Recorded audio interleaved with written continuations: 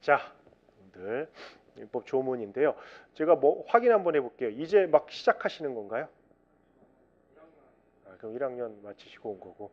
그러면 제가 원래 시작 그 듣기로는 그 이제 막 시작하시는 분들이 조문을 한번 보고 싶다라는 취지에서 그런 타겟을 목표로 하자고 한 거였는데 뭐 1학년을 마치셨다면 어느 정도는 한번 용어들은 아시잖아요.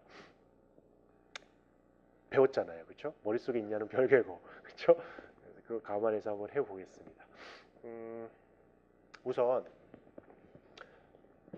이거부터 한번 생각해 볼까요? 우리가 이제 어차피 조문을 보는 목적이 뭐 이거 대비해서 바로 시험 문제를 맞출 수 있다 뭐 그런 건 전혀 아니에요. 그건 잘 아시잖아요. 우리가 결국 이제 변호사 시험을 보는데 변호사 시험이라고 하는 것은 뭐 공법 형사법도 있지만 결국 민사법 시험을 봐야 되고 그 양이라고 하는 게 이거 두 개 합친 게 이거랑 유사해요. 뭐 공부해 보시면 다 아실 거예요. 근데 민사법을 공부한다는 게요. 뭐저 과목이 민법, 민소, 상법이 있다 그걸 떠나서 우리가 결국 공부하는 게 판례거든요. 이 대법원의 판결이 쌓이고 쌓여서 일정한 방향성을 띠면 우리가 그걸 판례라고 하는데 사실 변호사 시험의 민사법은 이거 판례 싸움이에요. 판례를 아느냐 모르느냐. 객관식이라면 판례의 결론과 논거를 제대로 찍어낼 수 있느냐. 사례라면 그대로 뺏겨 쓸 수 있느냐.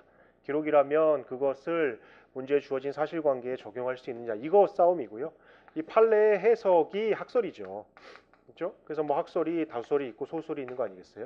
근데 변호사 시험은 판례가 워낙 중요하기 때문에 학설은 그렇게 중요하지 않아요. 근데 문제는 판례든 학설이든 이 출발점은 역시 조문이라는 거잖아요. 우리 민법은 성운법인 민법 전을 가지고 있기 때문에 조문에 나와 있는 내용을 그렇지 않다 이렇게 논하는 건 제정신이 아니에요. 거기에 대해서는 이론의 여지가 없어요. 문제는 이 실정법인 조문을 놓고 의미가 뭔지와 관련해서 학설 그리고 마지막에 이제 대법원의 입장까지 있는 거죠. 따라서 내가 만약에 이론적으로 가능하다면 나와 있는 모든 판례를 다 이해하고 암기하면 돼요. 그럼 사실 이거 필요 없어요. 뭐 우리 지금 대법원의 판례가 워낙 판결이 대법원이 만들어진 지도 워낙 오래됐고 판결들도 너무 많기 때문에 나와 있는 거의 대부분의 조문에 대한 판결 예들은 있어요. 근데 이제 아시잖아요. 현실적으로 그게 불가능하다는 거 너무 많기 때문에. 그래서 이거를 좀 보자는 거죠. 이것을 보는 이유는 이거 자체 보는 게 목적이 아니고요. 이걸 통해서 우리가 좀 암기해야 될 판례 또는 학설 이 부담을 좀 줄여주자는 겁니다. 그래서 조문에 있는 내용은 조문 그대로 이해하면 충분하기 때문에 그 부분과 관련한 판례와 학설 대립을 굳이 우리가 열심히 볼 이유는 없거든요. 그래서 이 암기 부담, 학습 부담을 줄이자는 차원에서 하는 것이지 조문 그 자체를 가지고 시험을 보자 뭐 이런 취지는 절대 아니에요. 물론 뭐 교수님들도 그렇고 그건 제 생각도 마찬가지인데요. 시험 공부를 할 때 수험서를 읽을 때 항상 조문을 옆에 놓고 문제가 되는 지점을 조문에서 찾아가면서 하는 게 좋죠. 효율적이죠. 그런데 그건 이제 이상적인 내용이고요. 실제 공부할 때 조문을 옆에 놓고 쟁점을 찾아가면서 하기가 쉽지 않아요. 이유는 두 가지인데요. 첫 번째는 이거 찾아가면서 하려면요. 머릿속에 뭐가 있어야 돼요. 아무것도 없는데 어떻게 1회독 때 머릿속에서 뭘 찾나요? 그냥 글자일 뿐이에요. 그래서 어느 정도 학습량이 쌓인 다음에나 가능한 일이라는 것과 두 번째는 시간이 없습니다. 시간이. 우리 수험 공부라는 게 뭐 민법만 할 게 아니잖아요. 할 게 많기 때문에 이거에만 시간을 투자하기가 부족해요. 뭐 그래서 이제 제 한번 짧게나마 같이 한번 해보자는 거고요. 그래서 제가 같이 이 짧은 동안 조문 강의 하면서 뭐 우리 조문 1000개가 넘는 1100개가 넘는 조문 가죽법 빼도 거의 900개가 이상이 되는데요. 그 조문들을 다 꼼꼼히 모든 조문을 다 본다. 이거는 무의미하고요. 유해합니다. 무익한 게 아니라 유해해요. 우리 조문 중에는 시험에 절대 안 나오는 또는 불필요한 조문들도 많아요. 반면에 꼭 알아야 되는 중요한 시험에 나오는 이걸 알아야 판례와 학설이 이해가 되고 정리가 되는 조문들이 있죠. 그럼 반드시 한번 정리를 해야 됩니다. 그런 차원에서 같이 하자는 거고요. 두 번째는 뭐 이런 얘기들은 많이 합니다. 우리 변호사 시험에 선택형에서는 그렇지 않지만 기록형도 큰 의미는 없지만 사례형에서 조문을 나눠줘요. 변호사 시험은 변호사 시험 법전을 나눠주는데요. 그러면 그 실제 시험장에서 믿을 건 그 나눠주는 법전밖에 없고 법전에는 조문이 쓰여 있기 때문에 평소에도 조문을 계속 옆에 놓으면서 공부를 해야 시험장 가서 조문을 펼치면 생각이 난다. 그러니까 조문을 열심히 봐라. 이렇게 말하시는 분들도 있는데요. 제 생각입니다. 이건 당연히 정답은 아니에요. 정답은 사람마다 다 다르겠죠. 근데 제 생각에는 불가능합니다. 이유는 조문을 놓고 평소에 조문만 보면 내용이 떠오르게 하기에는 우리 학습량이 너무 많아요. 봐야 될 판례도 많고요. 봐야 될 쟁점들도 너무 많고, 두 번째는 실제 시험을 볼 때 그렇게 하기에는 시간이 없어요. 실제 시험 보시면 알겠지만 시험 시간이 굉장히 부족하거든요. 문제 놓고 요이 땅 하면 미친 듯이 쓰다가 펜 놓으면 그냥 벨 울립니다. 거기서 조문을 펼쳐서 뒤적뒤적 거리기에는 시간이 너무 없어요. 물론 조문을 꼭 써줘야 되는, 조문을 명시해줘야 되는 과목들이 있어요. 예컨대 형법, 상법 뭐 이런 것들은 꼭 써줘야죠. 그런 것들은 중요한 조문을 차라리 외우고 있는 게 낫죠. 조문 넘버링을 뭐 넘기고 가면서 보기에는 시간이 없습니다. 그러면 결국 이 조문 학습은 불필요한 거 아니냐? 아니에요. 아까 말씀드린 대로 학습 부담을 줄이기 위해서도 반드시 필요하고요. 조문 내에서도 반드시 봐야 되는 조문들이 있어요. 그거는 이거와 상관없이 꼭 봐야 됩니다. 그래서 이번 짧은 기간에도 반드시 봐야 되는 조문 위주로 한번 설명을 드려볼게요. 그런 의미에서 우리가 학습에 실익이 있다고 생각하시고, 두 번째로 이런 말씀 좀 드려볼까요? 우리가 본격적으로 조문을 볼 건데요. 민법 조문을 보겠죠. 이 조문이 어떻게 구성되어 있는지는 뭐 아시는 분은 아실 겁니다. 뭐 기본적으로 몇 조 이렇게 되어 있고요. 그 안에서 이제 몇 항 이렇게 되어 있고요. 그래서 몇 호 정도까지입니다. 더 이상은 잘 안 나오는 것 같아요. 이제 뭐 처음 공부하시는 분들을 위해서 몇 조라고 하는 것은 조문의 편제 중에 가장 큰 편제죠. 물론 그 위에 절이나 편도 있어요. 근데 그건 시험하고는 상관이 없는 거니까요. 가령 10조다라고 하면 10조 안에 1항이 있을 수도 있고요. 2항이 있을 수도 있어요. 긴 거는 8항까지도 가겠죠. 이 항 안에서도 다시 1호, 2호 이렇게. 그래서 우리가 조문을 공부한다 하면 요 조, 항, 호, 목에 있는 내용들을 전부 다 공부하는 겁니다. 어느 하나를 빼놓을 수는 없어요. 그래서 이제 그걸 공부하게 되는 것이고, 또 다른 평면으로 조문은요, 본문과 단서로 구성이 되어 있어요. 이거 이제 조금 이따 한번 보면 아시겠지만, 한글인데요. 본문이 쓰여 있고요. 마침표가 돼 있고, 뭐 다만, 뭐 그러나 등등의 표현으로 단서를 달고 있습니다. 이 둘은 두 개의 문장으로 연결돼서 하나의 항, 하나의 조, 혹은 하나의 호에 들어가 있겠지만 구조는 좀 달라요. 특히 이제 이런 차원, 이게 이제 어디서 문제가 되냐면, 민사소송법을 조금 공부해 보신 분들은 알지만 민사소송법의 입증 책임과 관련해서 굉장히 중요한 의미가 있습니다. 그 뭐 간단하게 말씀드리면, 우리 민사소송법의 입증 책임이라고 하면 그 당사자가 주장 입증하는 사실, 우리 민사소송법은 변론주의 때문에 당사자가 주장 입증하는 사실만 고려되게 되거든요. 그 주장 입증을 누가 해야 되느냐가 실제 소송의 승패에서 굉장히 중요해요. 주장 입증을 해야 되는 사람이 못하면 지는 거고요. 주장 입증 책임이 상대방한테 있다면 나는 그냥 부인만 해주면 되거든요. 그래서 그 입증 책임을 어떻게 분배할 거냐와 관련해서 학설 대립이 있는데요. 기본적으로는 우리 조문의 본문에 있는 내용은 그것을 주장 입증하는 자가, 단서에 있는 내용은 그 상대방이 주장 입증하도록 되어 있습니다. 예컨대 우리 곧 보겠지만 굉장히 자주 나오는 고의과실이라는 용어가 있어요. 이제 알면서 일부러, 요거는 알 수 있었는데 모르고, 뭐 이런 차이거든요.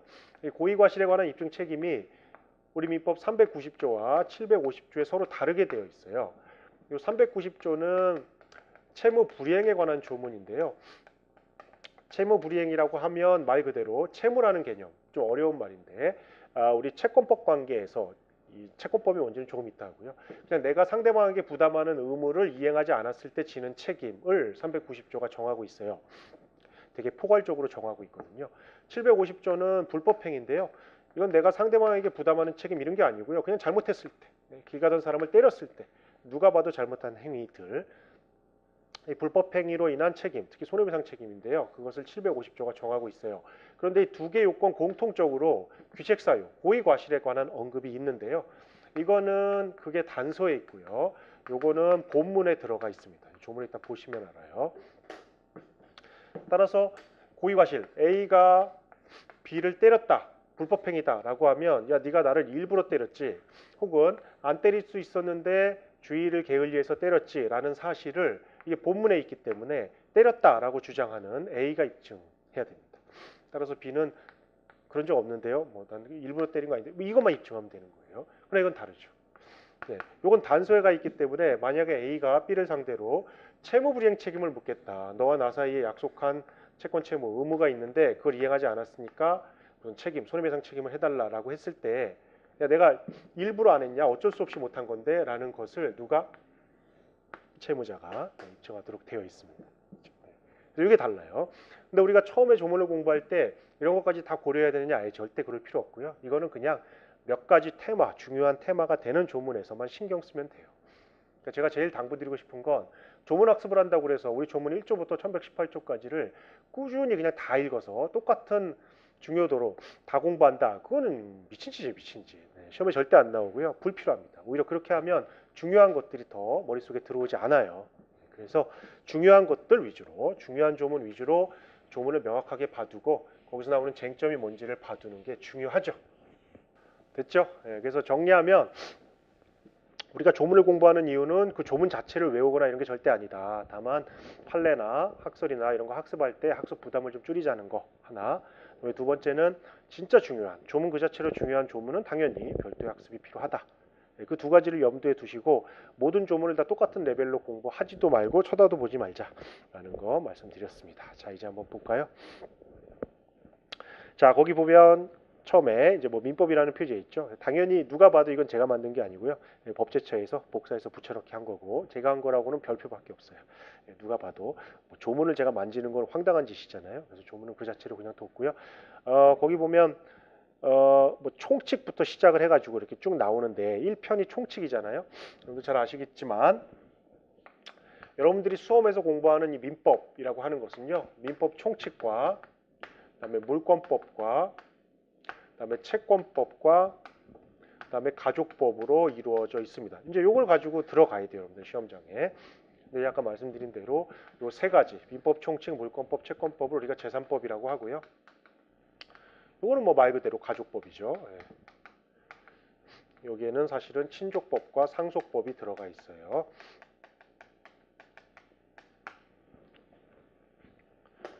그래서 민법 편제도 민법 1편이 총칙이고요. 그 다음에 물권이고요. 그 다음에 채권이고 순서대로 나가는 거예요.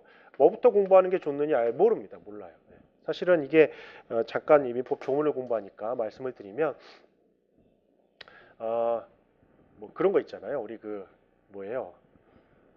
좀 상태가 안 좋기 때문에 머리가 멍한데 그런 거 있잖아요. 연역 뭐 귀납 뭐 이런 거 있잖아요. 어떤 우리가 하나의 원칙으로부터 예들을 계속 생각하는 방법이 있고 여러 가지 예들을 모아서 뭐 하나의 원칙을 이끌어내는 방법들이 있잖아요. 어떤 방법이 더 좋은지는 모르겠습니다. 저는 모르겠어요. 근데 이 민법전을 편제하는 방법도 이 비슷한 방법들이 있어요. 그 중에 요거 하나의 원칙을 세워놓고 이 원칙으로부터 파생되는 개별적인 법들을 규정하는 방식, 이런 방식을 우리가 판택텐책에다 이렇게 얘기합니다. 시험엔 절대 안 나오는데요. 우리 민법도 그런 방식을 취하고 있어요. 그래서 하나의 총칙, 원칙을 정해놓고 이 총칙으로부터 물권법, 채권법, 가족법도 여기 들어갈 수도 있고 안 들어갈 수도 있는데요. 가족법은 가로로. 이렇게 이제 파생되게 만들어 놓은 체계를 우리 민법이 정하고 있습니다. 그래서 1편이 총칙이에요. 그러면 총칙부터 공부하는 게 좋지 않나요? 좋지 않죠. 왜냐하면 총칙은 말 그대로 원칙이기 때문에 이 총칙 부분을 공부할 때 드는 예들이 뒤에 있는데 아직도 안 배운 것들이에요. 그러니까 총칙을 이해하기가 대단히 힘들죠. 예들을 모르니까. 그러면 얘들부터 공부하면 쉽겠네요. 그렇죠. 그렇지만 그렇진 않아요. 왜냐하면 얘들을 공부하면 이 흐르고 있는 원칙을 모르기 때문에 개별적인 암기에 불과하게 되죠. 그럼 어떻게 하란 말이냐? 답이 없습니다. 그래서 그냥 뭐 다 해본 거예요. 우리 로스쿨 커리도요. 초기에는 민법 총칙을 1학년 1학기 때 배우고 차츰 물권법과 채권법을 가르치기도 해봤고요. 얘들이 어렵다. 수험생이 어렵다 이러니까 그럼 채권법을 1학년 1학기에 놓고 이렇게 해보자 이렇게도 해봤어요. 근데 그래도 어렵다. 지금은 뭐 그냥 다 같이 합니다. 다 같이. 네, 뭐 대부분 학교가 총칙은 알아서 공부하고 오시고요. 1학년 1학기 때 뭐 계약법이다 해가지고 다 같이 하거나 채권법을 뭐 1학년 1학기에 놓고 이렇게 해봅니다. 뭐 이것저것. 네, 그래서 결론은 답이 없다. 뭐 이렇게 내려오든 이렇게 올라가든 어차피 다 어렵다. 그러니까 다 같이 하자라는 거예요. 그럼 우리는 어떻게 할 거냐? 우리는 조문이니까 그냥 순서대로 민법 총칙부터 합니다. 우리가 뭐 이걸 통해서 뭐 대단한 걸 할 게 아니라 중요한 조문들의 의미를 좀 볼 거기 때문에 우리는 순서대로 갑니다. 그래서 거기 1편 민법 총칙부터 나갈 거예요. 그럼 우리가 아무리 민법 조문이라도 그래도 민법을 공부하는 시간이기 때문에 적어도 민법 총칙이 어떻게 이루어져 있는지는 좀 봐야 되겠죠. 거기서부터 출발을 해야 될 겁니다. 그래도 이건 알고 봐야 우리가 또 중요한 조문과 중요하지 않은 조문을 나눌 수 있을 거예요. 자, 민법 총칙은요. 민법의 총칙이에요. 민법의 총칙이지만 그 안에서도 또 총칙이 있습니다. 여기서는 두 가지 정도를 배우게 되는데요. 하나는 법원이라고 하는 것이고요. 하나는 신의칙이에요. 무슨 뜻이냐? 이건 이제 나중에 할게요. 이 법원은 뭐 코트 이런 게 아니고요. 법원이 아니고요. 이제 법의 근원, 원원, 근원. 우리가 재판의 근거 규범, 법률 해석의 기준 그런 의미로서의 근원, 법의 근원을 배우게 되고요. 신의칙은 신의성실의 원칙의 준말이에요. 잘하자 이런 거죠. 그래서 뭐 민법뿐만 아니라 거의 대부분의 법에는 앞부분에 잘하자라는 목적 조항이 있어요. 이것도 잘하자는 거예요. 시험에 잘 안 나오죠. 자, 이거 넘어가면 그 다음에 민법 총칙은요. 항상 이 권리를 중심으로 구성이 돼 있어요. 권리가 뭐냐? 우리 시험에 절대 안 나오고요. 여러분들이 느끼고 있는 그 직관적인 권리 그겁니다. 내가 누군가한테 뭔가를 요구할 수 있는 힘. 그런 것들을 권리라고 해요. 권리가 뭐냐? 수업 시간에 물어볼 수 있겠죠. 우리 변호사 시험은 절대 안 나옵니다. 권리는 권리라고 생각하시면 되는데 이 권리를 중심으로 해서 우리 민법 총칙의 편제가 이루어져 있어요. 처음에 뭐가 있냐면 누가 권리의 주체가 되느냐는 주체에 관한 문제가 있습니다. 민법 조문에 있어요. 네, 사람입니다. 사람이 권리의 주체가 돼요. 사람이 아니면 권리의 주체가 될 수 없어요. 권리의 주체가 돼야 그 다음부터 우리가 무슨 뭘 얘기할 거 아니에요. 사람만. 우리 조문에는요. 생존하는 동안이라는 말로 써 있는데요. 생존하는 동안 사람은 권리 의무의 주체가 돼요. 그러면 언제가 사람이 살아서 존속하는 기간이냐가 문제가 되겠죠. 이제 그건 조문에 없습니다. 그러니까 그거는 학설이나 판례로 해석이 돼야 되겠죠. 네. 우리 지금 거의 기본적인 다수설은요. 엄마 몸 밖으로 전부 노출이 된 시점 이후에서 심장이 멈출 때까지 맥박종지시, 전부 노출 시부터 맥박종지시까지를 사람으로 봐요. 그럼 문제는 엄마 몸 밖으로 전부 노출은 되지 않았는데 사람처럼 보이는 애가 있고요. 심장은 아직 멈추지 않았는데 사람처럼 보이지 않는 사람이 있습니다. 이제 이런 사람들은 어떻게 할 건지가 문제가 되고요. 이게 조문에 없어요. 이게 이제 우리 유명한 태아고요. 이게 이제 그 유명한 뇌사자 아니겠어요? 이런 사람들을 어떻게 처리할 건지와 관련해서 적어도 민법 조문에는 명시적인 조문들이 없기 때문에 해석이 되고 시험에 나오는 거죠. 일단 이 부분은 법령으로 해결이 됐기 때문에 큰 문제가 안 돼요. 뇌사자도 사람이지만 장기를 꺼내는 건 상관이 없잖아요. 동의어만 있으면. 문제는 이건데요. 이거. 간단하죠? 태아를 사람으로 볼 거냐, 태아를 사람으로 보지 않을 거냐. 견해는 둘 중에 하나밖에 없어요. 이거 본다는 입장은, 보지 않는다는 입장은 전부 노출되지 않지 않았냐. 엄마 몸속에 있는 애 아니냐. 된다는 입장은 야, 그 생긴 거 보면 초음파 찍어 보면 사람이잖아요. 그 사람으로 보자는 거고. 당연히 우리 기본적인 입장은 세모겠죠. 뭐 대부분이 그래요. 대부분이 OX에서 대부분 세모로 갑니다. 그래서 우리 이런 것들을 나중에 배우겠지만 개별적 보호주의라고 해서요. 한 4가지 경우, 1, 2, 3, 4, 4가지 경우에 한해서만 사람으로 보고 있어요. 정확하게 얘기하면 사람으로 본다라고 되어 있지는 않고요. 태어난 것으로 본다라고 되어 있죠. 그래서 이 4가지 경우가 뭐냐, 뭐 유증, 상속, 불법행위, 인지인데요. 요건 이제 구체적인 테마에 가서 하면 되는 것이고, 우리가 지금 알아야 되는 것은 권리의 주체는 일단 사람이다. 이제 이렇게 생각하시면 됩니다. 자, 이 권리의 주체가 일정한 권리를 행사하려면 권리의 객체가 있어야 되겠죠. 행사의 대상. 이 행사의 대상은 둘 중에 하나예요. 물건과 사람의 어떤 행위 정도입니다. 나중에 배우겠지만 우리 권리에는 굉장히 강한 배타적 권리, 물권이 있고요. 상대적 권리, 좀 약한 권리, 채권이 있어요. 두 개가 다 권리거든요. 물권의 객체는 물건이고요. 채권의 객체는 어떤 사람의 행위예요. 딱 봐도 알겠죠? 이건 물권법 가서 하시고 이건 채권법 가서 하시면 돼요. 민총에서는 그렇게 중요하지 않습니다. 우리 민총의 핵심은요. 이거죠. 권리 변동이에요. 이게 시험에 나와요. 권리 변동입니다. 권리는요. 변동해야 시험에 나와요. 권리 또 한 사람이 권리를 변동시키지 않고 자기가 계속 갖고 있다. 그게 뭐 시험에 나오겠어요? 분쟁이 생기지 않지?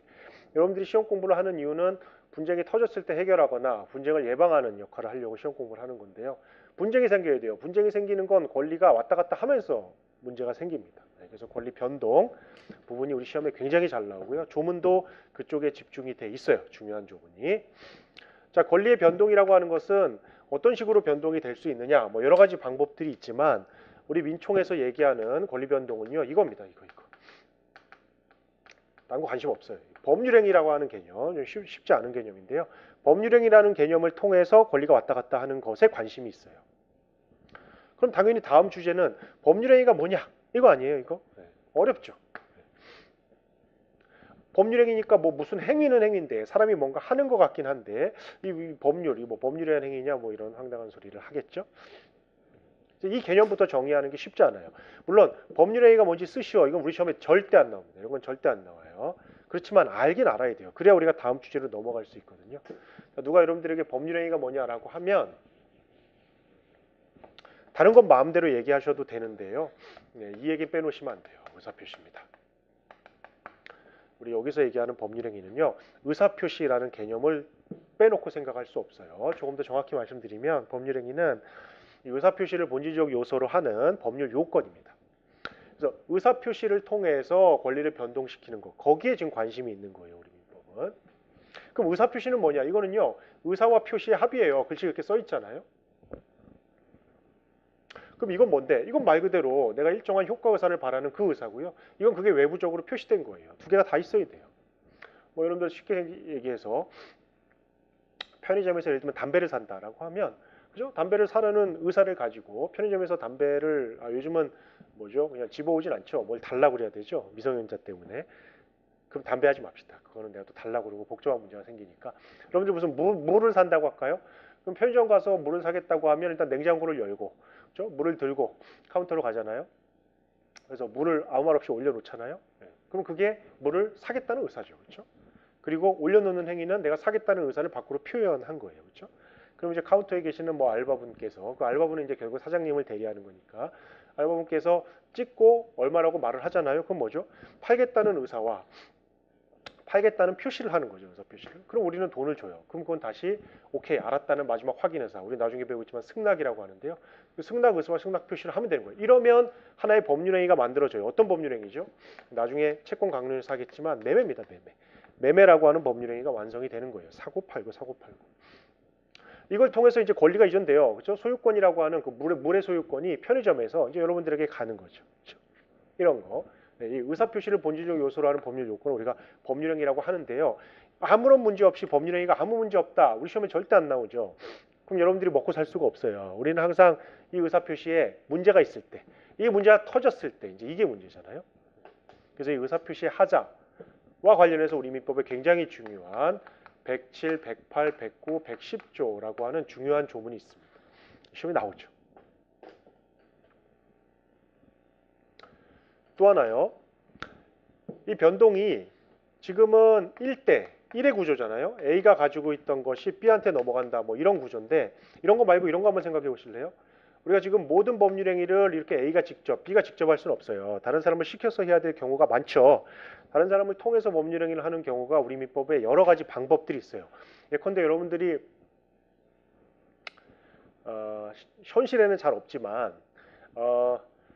여러분들이 잠깐 여행을 가셨는데 여러분들 집에 만약에 뭐 비가 샌다고 그러면 이웃에서 비가 새는 게 이제 보기가 안타까우니까 일단 뭐 연락은 안 되고 해외여행을 갔으니까 뭐 로밍도 안 되고 카톡도 안 되고 한다고 해봐요. 그럼 일단 자기 돈으로 수리업자를 불러서 지붕을 고쳐주고 나중에 귀국하시면 그 비용을 청구하는 방법이 있습니다. 뭐 그게 이제 우리 나중에 배우겠지만 사무관리라는 방법이 있어요. 딱 봐도 현실이 별로 없을 것 같죠? 네, 그래서 없고 또 하나는 이런 방법이 있어요. 여러분들이 이제 곧 하실 건데요. 변호사가 되시면 변호사라는 직업이 뭐예요? 의뢰인과 위임계약, 이 위임계약이 뭔지는 이것도 다 채권 강론에서 하는 건데요. 의뢰인과 일을 맡기고 맞는 계약을 맺어서 계약관계에 관한 돈을 받고 그 일을 잘 처리해주면 되는 거죠. 그 잘 처리한다는 말이 꼭 결과를 내야 되느냐? 그건 아니에요. 변호사는 판사가 아니잖아요. 질 수도 있어요. 다만 잘해야죠. 잘한 선량한 관리자로서의 주의 의무를 다 해서 잘 해야 돼요. 이 위임계약을 맺으면서 동시에 소송대리, 소송이라면 소송대리권이라는 것을 받습니다. 이거 보통 하나의 약정으로 체결해요.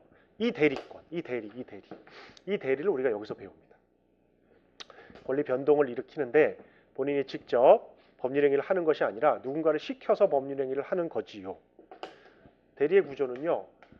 누군가가 있어요. 본인이라고 해볼게요. 본인이 대리인을 통해서 상대방과 법률행위를 하는 거예요. 여러분들이 대리인은요. 오해하시면 안 돼요.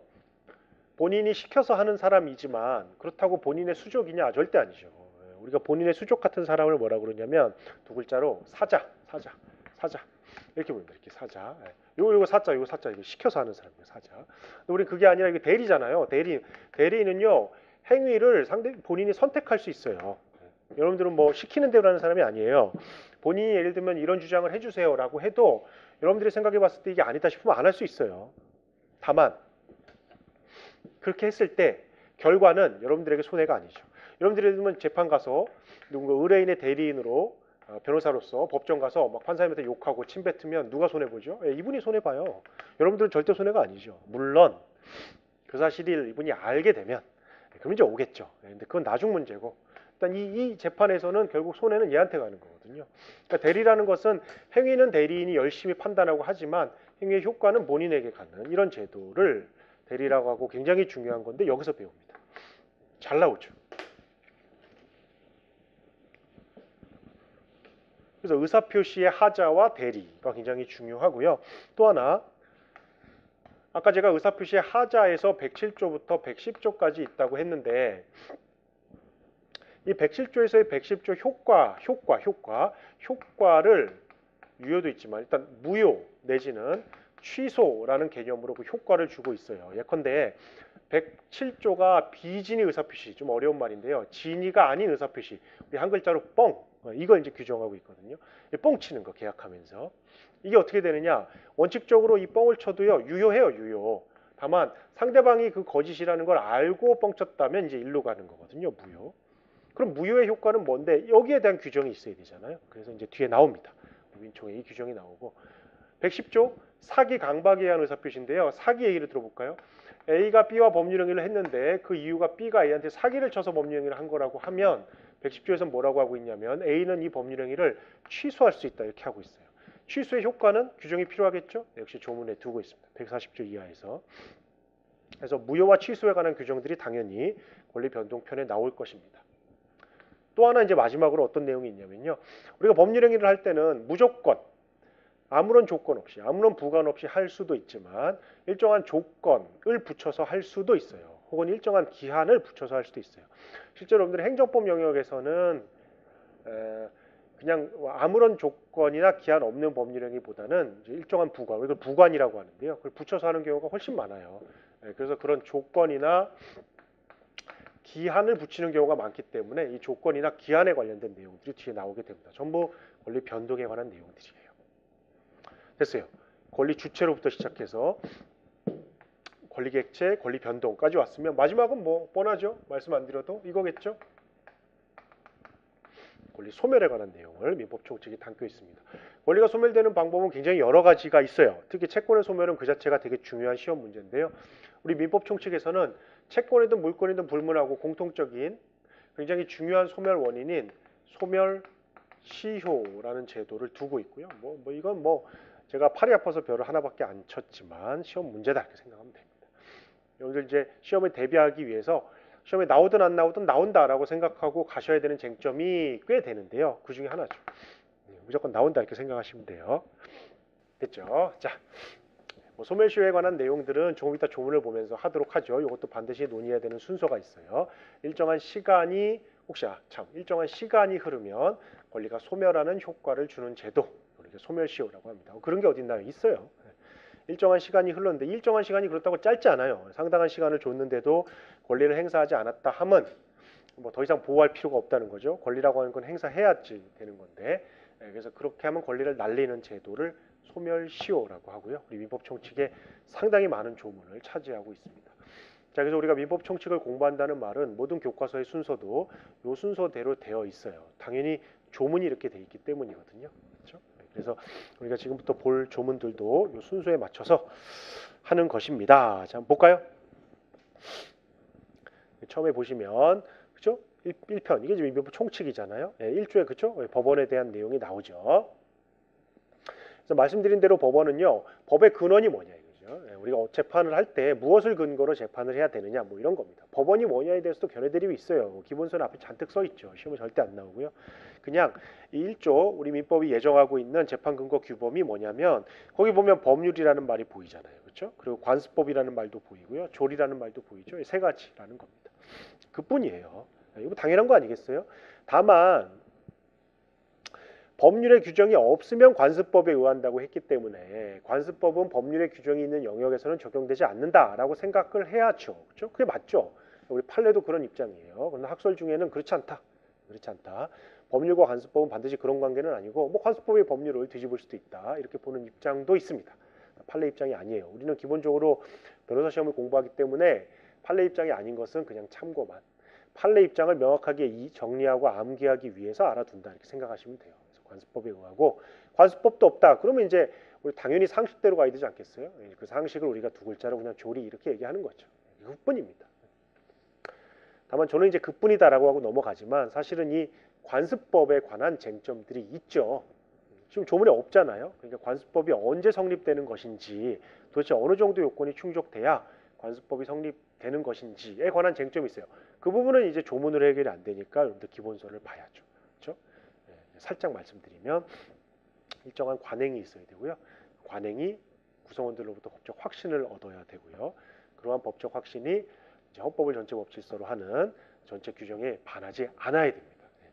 특히 그 세 번째 요건과 관련해서 이제 판례들이 몇 개 있어요. 중요한 판례들이 이제 관습법 가서 하시면 되고요. 법원이라는 거고요. 자, 그다음에 2조가 신의 성실이라고 돼 있지만 신의 성실의 원칙이라고 해서 신의칙 보통 이렇게 부릅니다. 내용은 잘하자 이거예요. 잘하자. 잘해야죠. 이제 그러면 잘하지 못하면 여기 지금 보면 권리행사와 의무의 이행은 신의조차 성실히 하여야 한다 이렇게 돼 있는데 그럼 하지 못하면 성실히 안 하면 어떻게 할 건데 그 부분은 말이 없어요. 그래서 견해 대립이 있습니다만 성실하지 않으면 권리가 날아가는 게 아니고요. 권리 행사 자체만 제한하게 되는 겁니다. 이 양은 비슷한 말이에요. 잘하자, 남용하지 말라라는 겁니다. 저는 이렇게 말씀드렸지만 사실은 기본서를 본다면 조금 더 자세히 봐야 되겠죠. 우리가 조문을 통해서 지금 제가 말씀드렸잖아요. 조문을 평소에 놓고 공부하자는 취지는 뭐 이런 거예요. 평소에 이제 조문을 놓고 공부를 쫙 하면서 여기 지금 1조를 보면 법률의 규정이 없으면 관습법에 의한다. 라는 걸 놓고 공부하고 그럼 관습법이 뭐지? 관습법은 어떨 때 성립되지? 라는 것들을 공부하신 분은 나중에 시험장 가서 법전을 툭 주고 이 조문 1조를 읽었을 때 관습법의 성립 요건이 주르륵 생각난다는 거예요. 제가 볼 땐 희망사항이죠. 그럴 바엔 그냥 기본서 공부하죠. 굳이 뭐 조문을 이렇게 놓고 수르륵 생각할 시간도 없다니까요. 그래서 그냥 그거대로 공부하시되 다만 그래도 출발은 우리가 한번 조문을 옆에 놓고 공부하면 좋죠. 그게 좋다는 건 이론이 없어요. 아무튼 그렇다는 겁니다. 그렇고요. 자, 그 다음에 이제 2장으로 가면 능력이라는 말이 나오죠. 권리의 주체로 은근히 넘어온 거죠. 그래서 저는 다시 말씀 안 드리다만은 여러분들은 민법 총칙 순서에 맞춰서 공부를 해두세요. 미리 말씀드리지만 우리가 같이 읽는 조문들은 같이 읽어보는 조문들은 중요한 조문, 시험에 나오는 조문들이고요. 시험에 안 나오는 조문들은 저는 안 볼 거예요. 여러분들도 보지 마세요. 그것은 귀찮아서 안 보는 게 절대 아니고요. 그걸 봄으로써 중요한 조문이 자꾸 이렇게 섞여요. 제가 그런 경험 많이 했는데요. 우리가 시험 공부를 한다는 것은 제 생각에는요. 아직도 변호사 시험이 많이 어려워졌잖아요. 저는 이제 개인적으로 변호사 시험에 되신 분들보다는 잘 안 되신 분들을 어쩔 수 없이 많이 만나게 되는데요. 변호사 시험이 굉장히 많이 어려워졌어요. 특히 작년 아마 올해 이제 지금 끝났겠네요. 지금 오늘이 변호사 시험 2일째잖아요. 지금 아마 식사하시고 계실 텐데 올해 시험은 아마 더 어려울 거예요. 어려운 이유는 자꾸 인원이 쌓이니까. 이건 이제 뽑는 인원은 정해져 있는데 자꾸 쌓이기 때문이기도 하고요. 전체적으로 수험생의 수준이 자꾸 올라가고 있어요. 왜냐면 학원에서 자꾸 주니까 공부할 거를. 어쩔 수 없어요. 갈수록 더 어려워질 거예요. 그래도 그렇게 어려워도 아직은 변호사 시험은 제 생각에는 정상적인 시험이에요. 우리 그 사법시험 한참 만쪽 막그 1000명에서 막 이렇게 줄일 때 그때 사법시험처럼 이상한 시험이 아니에요. 기본적으로 붙게 하는 시험이고요. 중요한 것들을 알면 붙을 수밖에 없는 시험이에요. 그럼 왜 떨어지느냐? 그건 모르죠. 사람마다 떨어지는 이유는 굉장히 다양하더라고요. 제가 만나보니까. 물론 공통점은 몇 가지 추출할 수 있어요. 떨어지는 분들의. 근데 그건 제가 조문 강의 때 말씀드릴 건 아니고 어쨌든 제가 드리고 싶은 말씀은 뭐냐면 중요한 거, 시험에 나올 수 있는 것들을 정확히 알고 계시면 이 시험은 떨어질 수가 없어요. 적어도. 아주 이례적인 경우, 막 시험 보는데 장염이 왔다 이런 거 빼고는. 그러니까 이 조문도 중요한 것들을 정확히 아는 게 중요하지 1100개가 넘는 모든 조문을 다 알겠다. 그건 미친 짓입니다. 되지도 않아요. 그래서 중요한 것들을 잘 기억을 해봅시다. 자, 아까 권리의 주체로 갔잖아요. 조금 더 부연 설명을 드리면 우리 그 민법에서 권리를 갖는다는 것은 이 능력이라는 말로 이제 해석이 되거든요. 이 능력에는 기본서를 보시면 알지만 크게 세 가지 정도의 능력을 가지고 있어요. 물론 여기다가 불법행위 능력이라는 것도 있죠. 이게 무슨 말이냐면 우리 능력이라고 하는 것은요. 아까 말씀드린 권리의 귀속 주체가 될 수 있는 능력, 그걸 권리 능력이라고 하고요. 권리의 귀속 주체만 되기만 하면 뭐예요? 정상적인 상태에서 하는 행동이 아닌데. 그래서 얘가 정상이냐 비정상이냐라는 능력, 의사 능력. 그다음에 요건 두 개 좀 같이 붙여서 조금 이따 설명드릴게요. 요거는 불법행위, 다른 게 아니에요. 불법행위, 잘못한 행위에 대한 책임을 질 수 있는 능력이 있느냐 하는 능력으로 불법행위 능력. 형사에서는 책임 능력, 이 네 가지 정도를 생각하고 있어요. 근데 이건 불법행위 쪽에서 판단이 되는 거니까 좀 논외로 하고요. 크게 얘기하면 이것과 이거죠. 능력은 두 가지예요. 권리 능력은 아까 뭐라고요? 권리 의무의 주체가 될 수 있는 능력, 사람이면 누구나 갖는 능력, 사람이라면 그 능력이고요. 우리가 사람이라면 권리 의무의 주체가 되니까 네가 한 행동에 책임을 져야 될 텐데 애가 상태가 안 좋은 거죠. 그럴 수 있죠. 상태가 안 좋은 애도 사람은 사람이에요. 근데 상태가 안 좋은 애가 행위를 했다고 해서 네가 사람이니까 책임을 져라라고 하는 건 지나치게 가혹할 수 있죠. 그럼 문제는 어느 정도 돼야 상태가 안 좋은데 이거겠죠. 보통 이게 교과서마다 표현이 다른데요. 그냥 쉽게 얘기하면 이런 겁니다. 뭐 이 정도예요. 뭐 어렵지 않죠. 아니 그냥 사물을 구별해서 변별할 수 있는 변별 능력이 있어야죠. 아니, 똥인지 된장인지 구별할 수 있어야죠. 그 다음에 의사를 결정할 수 있는 능력. 그렇죠? 된장이라면 먹을 거고 똥이라면 안 먹겠죠. 그렇죠? 의사를 결정할 수 있는 능력. 이 둘 다 있어야 돼요. 또는이 아니에요. 둘 다 있는 애는 의사 능력이 있다고 보여지죠. 둘 중에 하나라도 없으면 얘는 상태가 안 좋은 애죠. 의사 능력이 없어요. 이런 상태가 안 좋은 애가 한 행위에 책임을 져라. 이거는 좀 합리적이지 못해요. 예. 그래서 의사 능력을 상상해 낸 건데요. 문제는 의사 능력이 있는지 없는지를 어떻게 알아요? 외곽만 보면 멀쩡해 보인다니까요. 그런데 상태가 안 좋은 분들도요. 입만 안 열면 멀쩡해요. 알 수가 없어요. 그래서 얘가 상태가 좋은지 안 좋은지는 케이스 바이 케이스로 결정할 수밖에 없어요. 그래서 그걸 구체적, 개별적으로 결정한다 이렇게 얘기하거든요. 케이스 바이 케이스로 결정하니까 타당하지 이렇게 생각하기 쉽겠지만 상대방 입장에서 생각해 보세요. 내가 A라는 상태가 안 좋은 애와 거래한 B인데요. 실컷 법률이 땅을 사고 팔았어요. 10억짜리 땅을 내가 돈을 주고 샀어요. 근데 알고 보니까 얘가 의사 능력이 없대요. 상태가 안 좋대요. 의사 능력이 없는 애의 행위는요. 미리 말씀드리지만 무효라는 말은 처음부터 괜히 했다 이거거든요. 처음부터 효력이 없어요. 그럼 얘는 돌려줘야 돼요. 그렇죠? 그럼 나는 실컷 이거 산다고 막 노력도 하고 신경도 쓰고 다 했는데 얘가 상태가 안 좋다는 이유만으로 다시 돌려주라고 하면 너무 억울하겠죠? 근데 그 기준이 뭐라고요? 케이스 바이 케이스래요. 불안해서 살 수가 없어요. 얘랑은. 그렇죠? 이런 사람이랑. 그래서 이런 불안함을 덜기 위해서 만들어낸 제도가 행위능력 제도죠. 행위능력 제도는 뭐냐면요. 상태가 안 좋은 애는 맞는데 이걸 케이스 바이 케이스로 하지 말고 미리 정하자는 거예요. 그래서 이런 애들은 상태가 안 좋은 애야 이렇게 정해두고 이걸 좀 더 객관적인 기준으로 만들어 두자는 겁니다. 우리 민법에 세 가지를 만들어 두고 있어요. 하나는 이거죠. 미성년자. 그리고 하나는 피성년 후견인. 또 하나는 피한정 후견인입니다.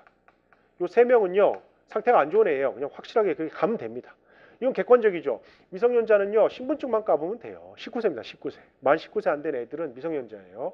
얘 피성년 후견인이나 피한정 후견인은요. 법원의 성년 후견 결정, 한정 후견 결정을 받아야 돼요. 법원의 선고가 있어야 됩니다. 그게 없으면 아니에요. 그러니까 객관적이죠. 얘는 신분증, 나이. 얘는 법원의 판결 유무. 법원의 재판 유무. 이걸로 결정하기 때문에 상대방이 좀 안심할 수가 있어요. 그런 취지로 만들어 놓은 게 행위능력 제도죠.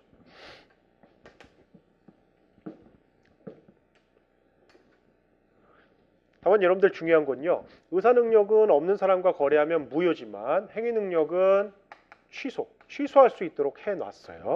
취소는 무효와 뭐가 다르냐? 취소는요. 조금 이따 우리가 민법 뒤쪽에 가서 하겠지만 처음부터 무효라는 점에서는 무효와 똑같은데요. 다만 취소하지 않는 한은 취소가 안 된 거예요. 그 점이 좀 어렵겠지만 무슨 말이냐면 무효는요. 내가 무효라고 주장하던 말들은 일단 무효입니다. 그냥.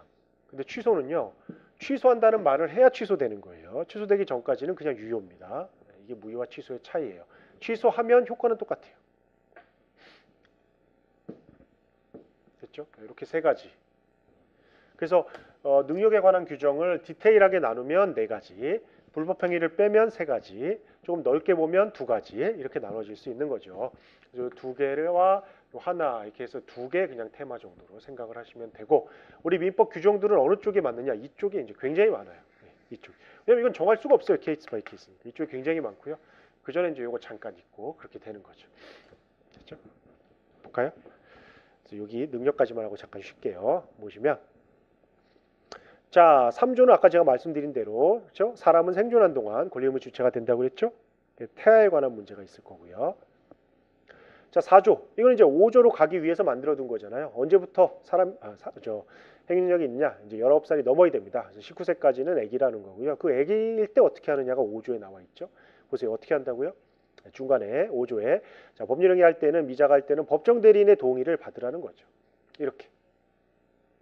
그럼 법정 대리인의 동의 없이 하면 어떻게 되는데요? 2항에 있죠. 취소할 수 있다 이렇게 돼 있잖아요. 그렇죠? 그래서 법정 대리인의 동의를 얻어야 되고 동의를 받지 않으면 취소할 수 있게 만들어 놓은 겁니다. 이러면 이제 상대방은 이제 훨씬 미성년자 좀 보호가 되고 상대방도 미성년자하고는 거래를 안 할 수 있겠죠.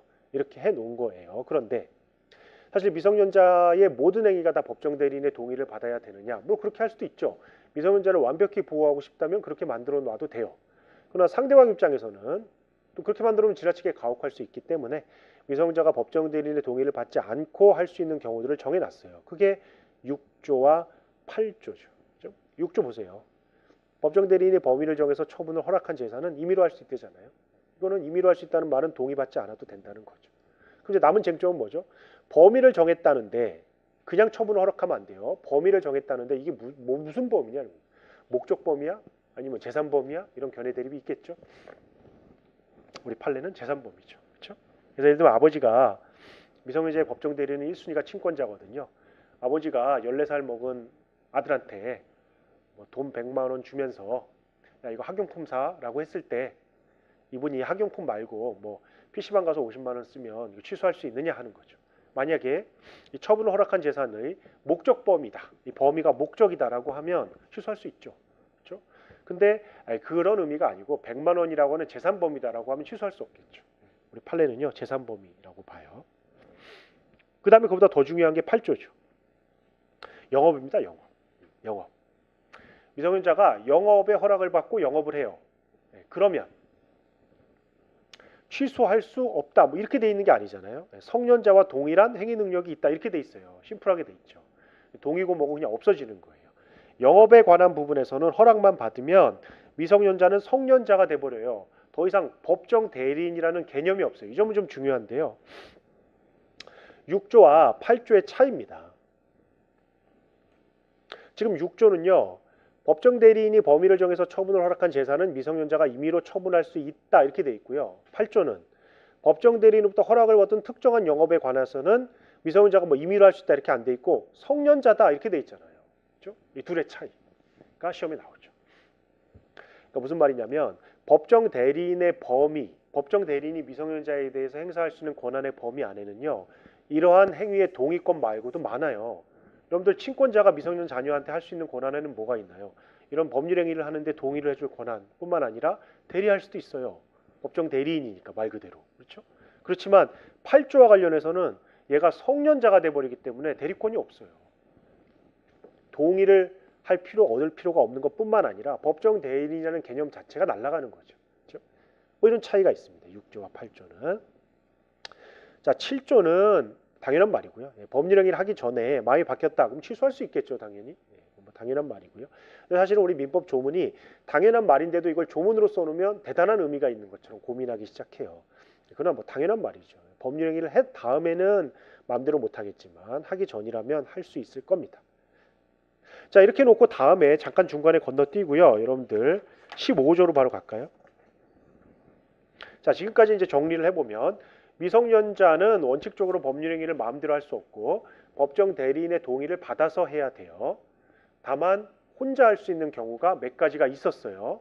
근데 문제는 지금 우리가 상상하고 있는 미성년자는 착한 애들이에요. 착한 애들. 그렇죠? 자기가 그냥 법률 행위를 하고 나중에 알고 보니까 내가 너무 미성숙해서 순간적으로 경솔했어요. 취소할게요. 이런 보호할 가치가 있는 미성년자를 얘기하는 것인데 이 보호할 가치가 없는 애들, 싸가지 없는 애들, 이런 애들까지 우리가 보호할 필요는 없잖아요. 그래서 17조에 가시면 제한능력자의 속임수라는 말이 있죠. 제한능력자가 속임수로 자기를 능력자로 믿게 한 경우죠. 그렇죠? 애가 와가지고 담배를 사러 왔는데 뭐 어려 보여요. 그러니까 신분증 주세요라고 했더니 뭐 위조된 신분증을 냈다. 믿고 담배를 팔았다. 나중에 알고 부모님이 와서 미성년자한테 왜 담배 팔았냐, 취소하겠다. 담배 다 피고 와서 이렇게 하면 이거 어떻게 해야 되느냐는 겁니다. 이렇게 속임수를 쓴 경우에는 취소할 수 없다. 이렇게 돼 있는 거고요. 속임수와 비슷하게 2항에서 속임수를 써서 법정 대리인의 동의가 있는 것으로 믿게 한 경우도 똑같아요. 그렇죠? 1항과 2항의 차이는 아시겠죠? 신분증을 위조했다는 건 내가 미성년자가 아니다. 내가 제한 능력자가 아니다. 능력자다. 이렇게 뻥친 거잖아요. 근데 그거 말고 부모님의 동의서를 위조해 올 수도 있죠. 뭐 이러나 저러나 마찬가지입니다. 못한다. 이런 조문이 왜 있는지 알겠죠? 자, 이번에는 이거는 좀 보호가치가 없는 미성년자를 배제하기 위한 조문이고, 반대로 우리 그 상대방, 미성년자와 거래한 상대방, 이 사람은 잘못이 없을 수도 있어요. 이 사람을 보호할 만한 장치도 있어야 되겠죠. 그런 장치들이 15조, 16조에 있어요. 15조의 내용을 보시면, 자, 제한능력자의 상대방, 우리 편의점 사장님 생각해 보세요. 이 사장님은 무슨 말을 할 수 있냐면, 제한능력자가 능력자가 된 후에 1개월 정도, 1개월 이상의 기간을 정해서 뭘 물어보라는 거예요. 물어보라는 말을 복잡하게 써놨어요. 취소할 수 있는 행위를 추인할 것인지 여부의 확답을 촉구할 수 있다. 이렇게 길게 써놓은 거예요. 간단해요. 당신이라고 그래야 돼요. 이제는 미성년자에서 성년자가 됐으니까 당신 미성년자 시절에 했던 이 법률 행위를 받을 거냐 말 거냐 이걸 물어보라는 겁니다. 다만 1개월 이상 기간을 주고, 그럼 이제 뭐라고 대답을 하겠죠? 받겠다. 그럼 그대로 가면 돼요. 취소하겠다. 그럼 취소하면 돼요. 문제는 묵묵부답일 때죠. 그렇죠? 그게 이제 뒤에 나오잖아요. 능력자로 된 사람이 그 기간에 아무 말도 안 하면, 확답을 발송하지 않으면, 그럼 어떻게 할 거냐?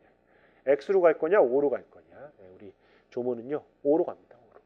이게 왜 O로 가는지는 우리가 이제 유동적 유효라는 개념을 배우면 되는데요. 일단은 O로 갑니다.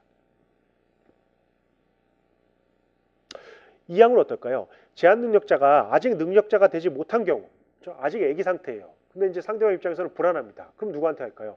아기한테 물어보는 건 의미가 없어요. 얘는 대답할 수 있는 권한이 없어요. 능력이 없는 애예요. 누구한테 가죠? 부모님한테 가야죠. 그럴 때는 법정 대리인에게 1항의 촉구를 할 수 있고, 내용은 똑같아요. 그렇죠? 이 구조를 아시겠죠? 그래서 우선은 미성년자가 능력자가 된 상태에서 물어봐라. 근데 아직 마음이 급해서 얘가 아기일 때, 그때 빨리 물어보고 싶으면 부모님한테 물어봐라. 이런 취지입니다. 너무나 당연한 말이에요.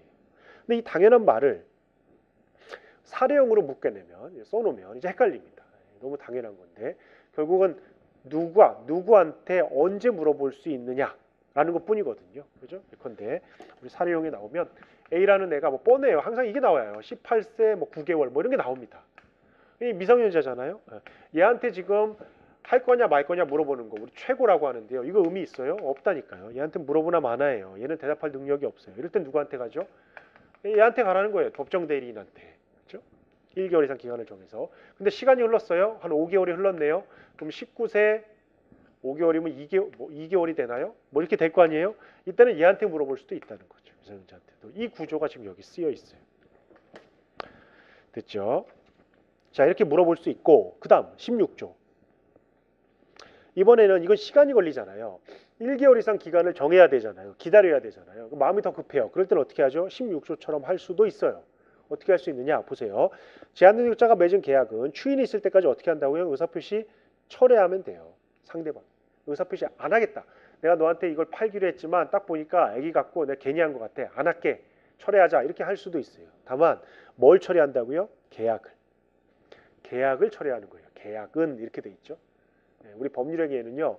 나중에 채권 가서 하겠지만 계약과 계약이 아닌 법률행위가 있어요. 그래서 계약을 이렇게 할 수 있다는 겁니다. 다만 상대방이 계약 당시에 제한능력자임을 알았을 경우에는 그러하지 않다. 이게 무슨 말이에요? 철회할 수 없다는 거잖아요. 그럼 문제는 알았을 경우에는 철회할 수 없다는 거거든요. 알았다. 우리 이것을 법률용어로 그냥 간단하게 악의라고 하잖아요. 몰랐다, 선의 이렇게 얘기하거든요. 착하다, 나쁘다 이런 게 아니라 보통 이렇게 얘기를 해요. 그러면 상대방이 계약 당시에 얘가 애기에 대해서 악이었다면 뭐 철회할 수 없다 이런 말이죠. 이 항은요 철회가 아니에요. 거절이라는 말이 보이죠. 제한능력자 이번엔 뭐예요? 계약이 아니라 단독행위는 추인이 있을 때까지 거절할 수도 있어요. 그러면 이제 거절과 철회의 차이가 나오잖아요. 조문에서. 그것뿐입니다. 이 거절에는요, 뭐 알았을 때 이런 말이 없잖아요. 선악불문. 다만 뭐가 다르다고요? 철회는 계약, 거절은 계약이 아니죠. 그런 것뿐입니다. 그럼 우리가 패스한 조문들은 뭐냐? 구조로 가시면 뭐 성년후견, 그렇죠? 그다음에 뭐 12조로 가면 한정후견 이런 말들이 나오잖아요. 이거는 가족법 가서 할 것들이에요. 가족법 가서 우리 민쪽에서는 잘 안 나옵니다. 내용은 그런 거예요. 실제로 성년후견은 여러분들도 많이 하실 텐데요. 특히 요즘 이런 게 많죠. 특히 이제 뭐 애들한테는 이런 건 절대 필요 없고요. 이제 재산이 좀 많으신 노인분들 중에서 이제 시간이 흐르면 상태가 좀 안 좋아지잖아요. 그럼 이제 그 주변에 재산의 냄새를 맡고 특히 가족들이 많이 그러는데요. 이상한 짓들을 많이 합니다. 그럼 이제 그 중에 조금 정신이 제대로 박히신 자제분들께서는 이 재산을 지키고 싶어 하시죠. 뭐 어머니나 아버지가 평생 쌓아온 거기 때문에. 그럼 이제 법원에다가 이런 신청을 하면 됩니다. 성년후견 혹은 한정후견 이런 신청을 하면 돼요. 그래서 만약에 법원에서 받아줘서 이분을 피성년 후견인으로 피한정 후견인으로 선정해 주면 그때부터는 감독인이 붙어서요. 그 사람의 후견인의 동의가 있어야지만 이 법률행위가 유효하게 돼요. 구조는 미성년자랑 비슷하게 흘러갑니다. 근데 이런 것들이 다 가족법에서 쟁점이 되는 것들이기 때문에 민총에서는 중요하지 않고요. 이런 구체적인 조문들도 가족법에서도 다 이제 객관식 용일 뿐이에요. 그렇죠? 자, 한번 쉬실까요?